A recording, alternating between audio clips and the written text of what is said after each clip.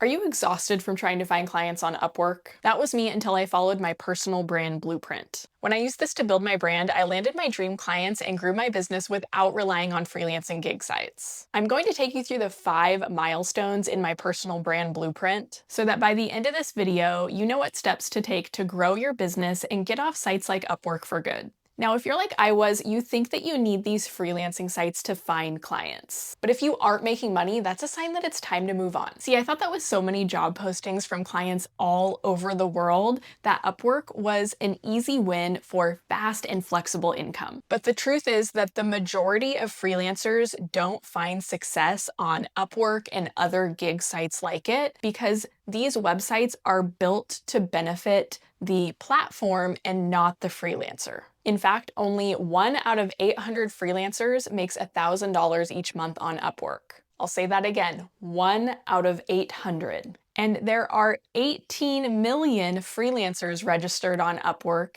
yet less than 1 million clients. It's no wonder that it's so hard to find work, and no wonder that freelancers are constantly underbidding each other. So even if you do get lucky enough to win a project, there's a good chance you could be working for less than minimum wage, and you still have to give a percentage of what you earn to the platform. The math does not add up.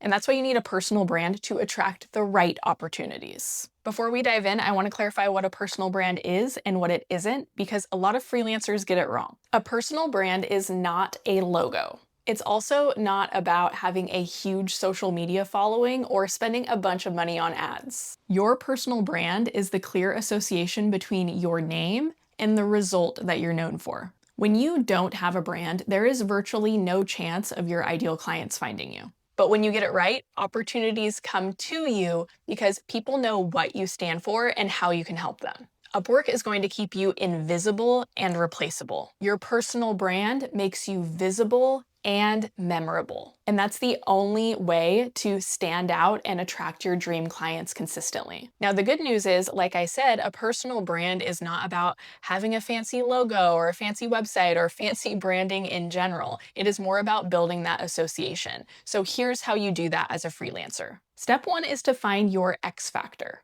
Think of your X factor like your secret ingredient. It is the thing that makes clients say, I need them for this job. And achieving that comes from specificity. So while over on Upwork, you'll say yes to almost anything to land a project, that positions you as replaceable and that keeps you stuck as a commodity. That's why the first move in building your personal brand is the opposite. You need to get specific about what you're good at. So ask yourself, what's the one thing that you can do better than most people?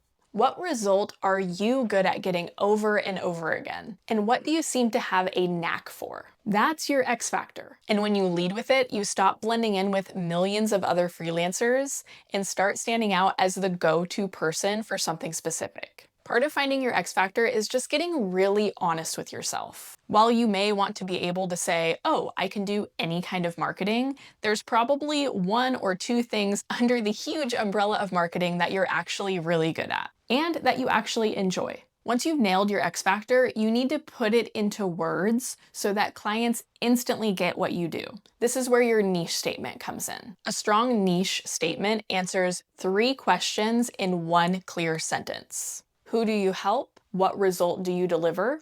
And how do you do it? In other words, what's your skill or service? And here's an example of how you can put that into 1 clear sentence. I help Shopify brands increase repeat sales with email marketing. This isn't just the headline for your website. It is the foundation for all of your messaging and all of your marketing. And it's what creates that clear association between your service and your ideal client's problem. Writing a niche statement is one of the areas where I definitely condone the use of AI if it helps you gain clarity. I'm gonna drop a ChatGPT prompt for writing your niche statement down in the description. You don't have to enter your email or anything. This is just there for you to copy and paste because I want it to be available to everyone. The third step to building your personal brand is to align your platforms. Because anywhere you show up online, you need to be consistent. If a potential client clicks from your LinkedIn profile to your website and they see conflicting messaging, that's just going to cause confusion. And confusion is enough to lose their attention. But when every touch point lines up, that's going to build recognition and trust. Now, as someone who really values originality, I know that it can feel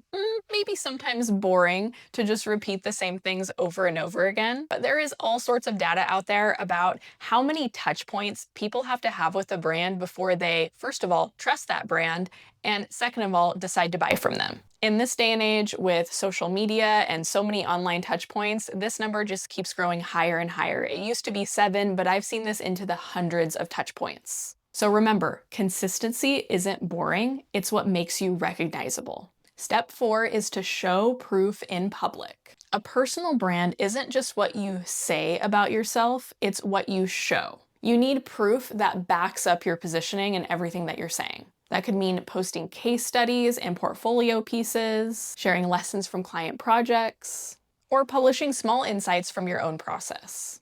Every piece of content should reinforce the association that you want people to have with your name. If your brand is about email marketing, talk about subject lines, open rates, and email strategy, and share your unique perspective and experiences on those topics. Don't talk about random things that are going to dilute your message. The more evidence that you put out into the world, the more proof that your potential clients have that you are the real deal. And when someone is ready to hire, you're the one that's going to come to mind because you've been consistently showing up with credibility. This is one area where I saw a massive change when getting off Upwork. Upwork makes you prove yourself with endless proposals, but a personal brand proves your value before the client even reaches out. The 5th and final milestone on your path to a personal brand is to build your network bridges.